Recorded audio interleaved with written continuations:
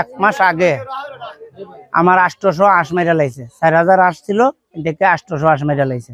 মারার পরে যে আমি কড্ডা এটা বানাই আনছি, আনার পরে যে এই করের মধ্যে আমি আটক করছি। এই যে যে জিনিসটা কি গ্রামের মানুষও চিনতে পারতেছে না, আমি নিজেও চিনতে পারতেছি না। বাঘও না, এটা শেলও না, কিছু আমরা চিনতে পারতেছি না আকৃতিটা যে কি। আমি পরে ছবি ছাড়ছিলাম সাংবাদিকের মাধ্যমে, যে আমি বলছি যে এই যে জিনিসটা কি দুসি বন বিভাগে এরকম কিনু কিছু দুসি হেরা জানিয়ে নিতে পারে, তাহলে আমার লাগি উপকার হবে। না, এই ধরনের প্রাণী আমরা কোনোদিন দেখি নাই। তবে এটা আকৃতিটা কিছুটা আপনার এই ল্যাঞ্জা আছে না, ল্যাঞ্জা আম কাঁঠাল খায়, এই ল্যাঞ্জার মতো আকৃতিটা, তার কিছুটা কালারটা এরকমই, তবে তার মুখের আকৃতিটা একটু ভিন্ন ধরনের। এই জন্যই আমরা এই প্রাণীটাকে আমরা চিনতে পারতেছি না। এই প্রাণীটা এই মালিকের অনেক হাঁস ক্ষতি করছে, 2700 হাঁস উনার খাইছে। তারপরে এই পিঞ্জরাটা উনি বানাইছেন প্রায় 14,000 টাকা খরচ করিয়া। মানে এটার ভিতরে একটা হাঁস রাখার পরে দিয়া এদিকে একটা কল ফিট করছে।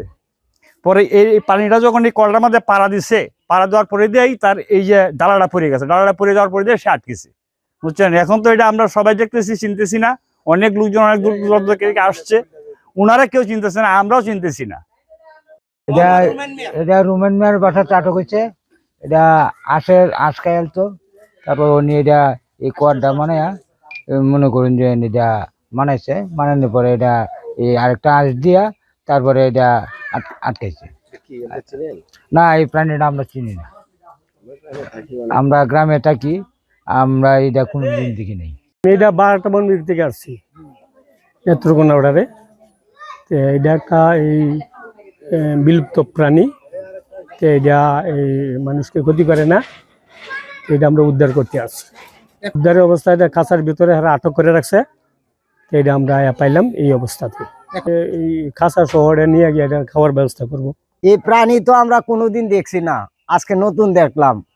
এই প্রাণী আমাদের এলাকা আর কোনো সময় কোনো ইয়াতে দেখছি না। এই প্রাণী তো এই লোকের অনেক হাঁসগুলা মারছে, মনে হয় যে 2700 হাঁস মারছে। আর এটার আটকাইতে গিয়ে এই পিন্ডা বানাইছে, পিন্ডা বানায়া হাঁস এটার ভিতরে দিয়া এটারে আটকাইছে।